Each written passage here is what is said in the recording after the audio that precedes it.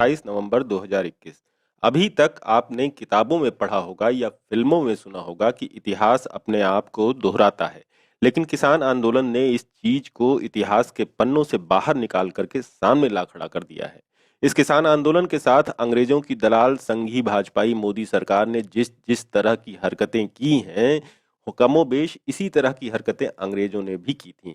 हमारे पास जो कहानी है, मैंने इस वीडियो में जो कहानियों से आप सुनेंगे तो आपको पता चलेगा कि किसानों पर सरकारी हिंसा करना, कीलें गाड़ देना, उनके बीच हत्यारे भेजना, आंदोलन को बदनाम करना, मासूम किसानों को मरते देख मजे लेने की सारी अदाएं लगता है कि मोदी जी ने फिरंगियों से ही सीखी हैं। अभी जिस तरह से मोदी जी 3 किसान विरोधी कानून लेके आए हैं, जिनकी वापसी की घोषणा की है इन्होंने, ठीक इसी तरह से सन 1907 में फिरंगी 3 किसान विरोधी कानून लेकर आए थे, जिसके खिलाफ देश भर के किसानों ने नाराजगी जताई थी। फिरंगियों का सबसे ज्यादा विरोध पंजाब में हुआ था और सरदार अजीत सिंह ने आगे बढ़कर के इस विरोध को सुर दिया था। 1 साल के दौरान ही अजीत सिंह के भाषणों की गूंज अंग्रेजी हुकूमत के कानों में चुभने लगी थी और वो मोदी जी की ही तरह इन तीनों कानूनों को वापस लेने के लिए मजबूर हो गए। जानते हैं कि ये अंग्रेजों को थूक कर चटाने वाले सरदार अजीत सिंह कौन थे? हम बताते हैं।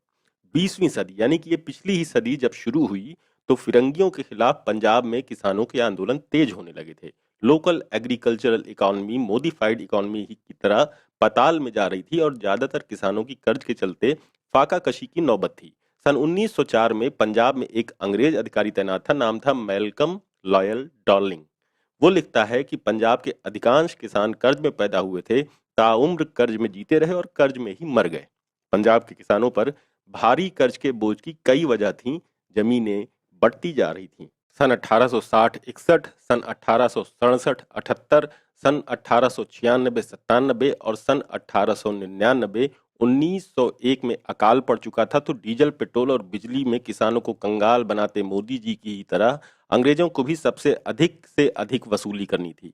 अंग्रेजों ने अंबानी अडानी जितने बड़े तो नहीं, लेकिन लोकल अंबानी अडानियों को जमकर बढ़ावा दे रखा था, तो ये लोग किसानों के सुखी लाला बने बैठे थे। हालांकि अर्थशास्त्री D.R. गाडगिल एक और वजह भी बताते हैं और वो है कि सन 1861 में अमेरिका में सिविल वार हो गई, तो इंग्लैंड में भारतीय कपास यानी भारतीय रुई की अचानक से मांग बढ़ गई। हालांकि इससे किसानों को कुछ वक्त के लिए तो फायदा हुआ, लेकिन कर्ज उनकी ऐसी की तैसी फेरे हुआ था।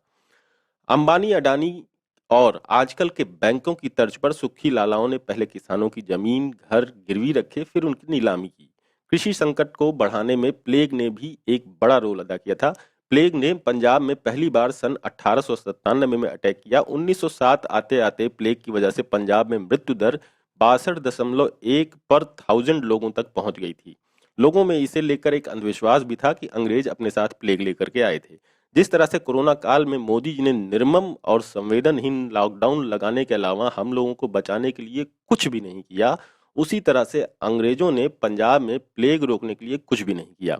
उल्टे जैसे मोदी जी बिजली का रेट बढ़ाते जा रहे हैं, अंग्रेजों ने लगान बढ़ाना जारी रखा। लगान बढ़ाने के साथ साथ अंग्रेज मोदी जी की ही तरह 3 काले कृषि कानून लेकर आए थे। ये 3 कानून थे: पंजाब भूमि अलगाव अधिनियम 1900, पंजाब भूमि उपनिवेश अधिनियम 1906 और बारी दोआब नहर अधिनियम 1907। इन कानूनों ने किसानों को बटाईदार बना दिया था।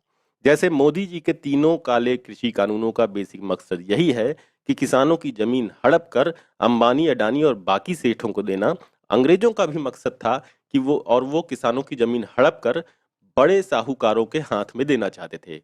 इस कानून के मुताबिक किसान अपनी जमीन से पेड़ तक नहीं काट सकते थे और ना ही घर या झोपड़ी बना सकते थे और ना ही ऐसी जमीन को बेच या खरीद सकते थे। अगर कोई किसान सरकार का फरमान न मानने की हिम्मत करता तो उसे जमीन से बेदखल करने की सजा दी जा सकती थी। और इतना ही नहीं, जैसे कि अभी के कानून में मोदी जी कोई मामला मुकदमा होने पर किसानों को लोकल मजिस्ट्रेट से आगे नहीं जाने देना चाहते हैं, फिरंगी भी ऐन यही चाहते थे।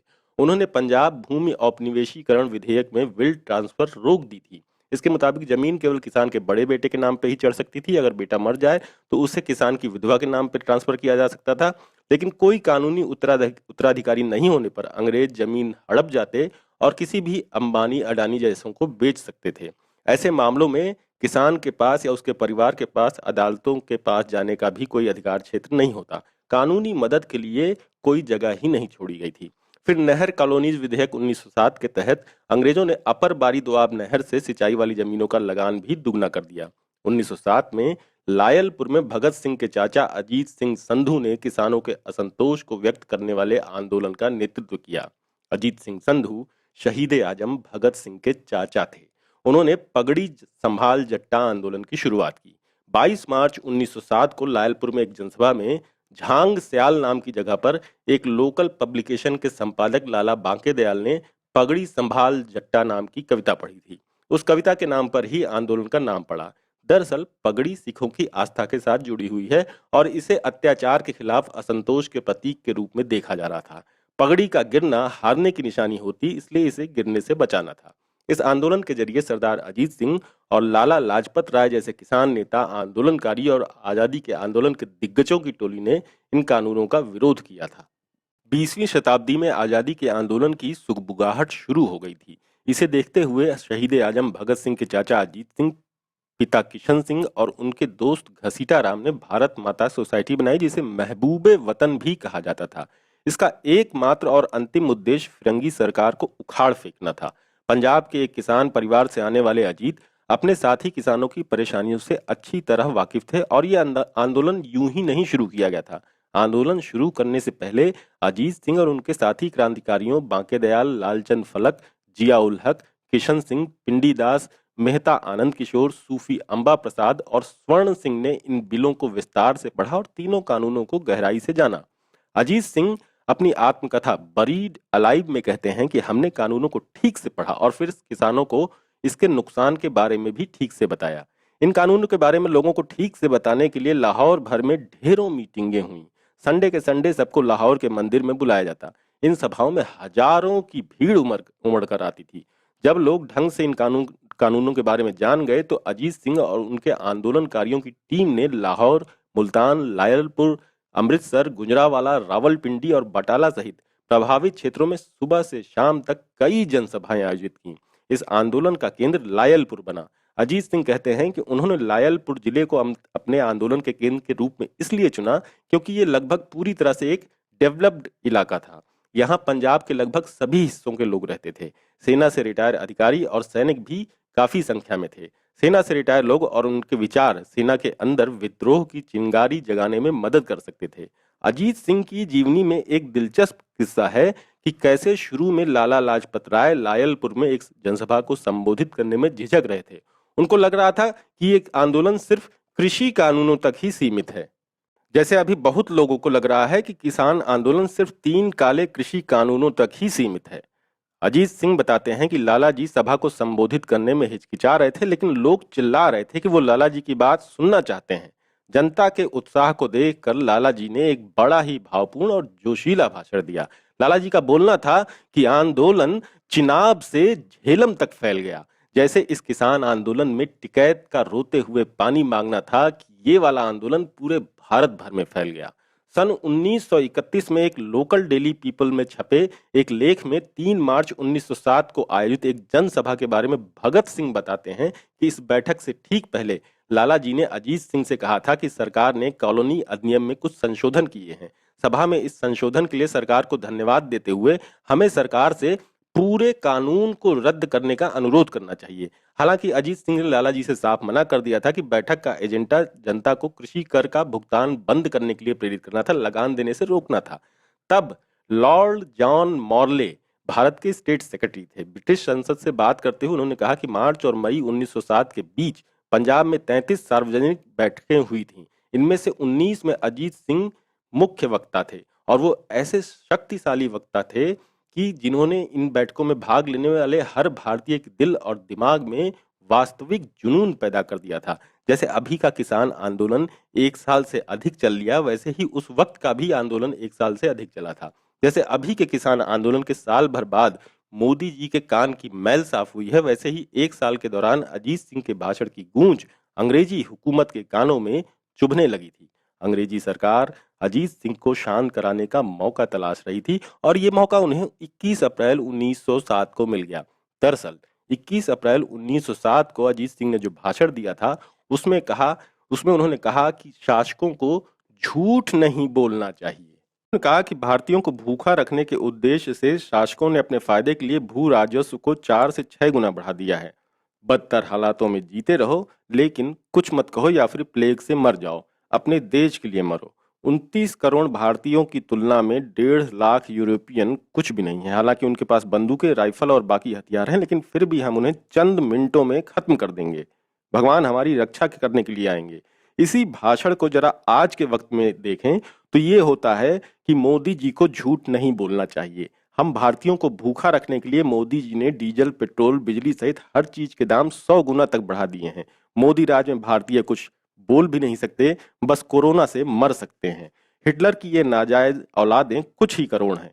भले ही उनके पास बंदूकें, राइफल और ढेरों हथियार हैं, फिर भी किसान उनको चंद मिनटों में खत्म कर देंगे। है ना इतिहास की इन चीजों में हद दर्जे की समानता। जैसे आज की मोदी सरकार किसानों को खालिस्तानी, पाकिस्तानी, देशद्रोही और पता नहीं क्या क्या कह रही है। फिरंगियों ने भी अजीत सिंह के भाषण को बागी और देशद्रोही भाषण बताया। जैसे मोदी जी किसानों पर केस दर्ज कर रहे हैं, फिरंगियों ने भी केस दर्ज किए। 9 मई को लाला लाजपत राय और 2 जून को अजीत सिंह को गिरफ्तार करके बर्मा की मांडले जेल में डाल दिया गया।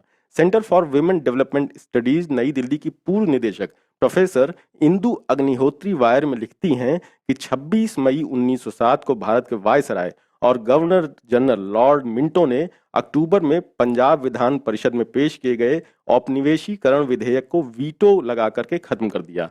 ये पंजाब में सबसे तीव्र लोकप्रिय किसान आंदोलन का ही नतीजा था। अंग्रेजों को पता था कि ये इलाका सेना और पुलिस भर्ती का गढ़ है।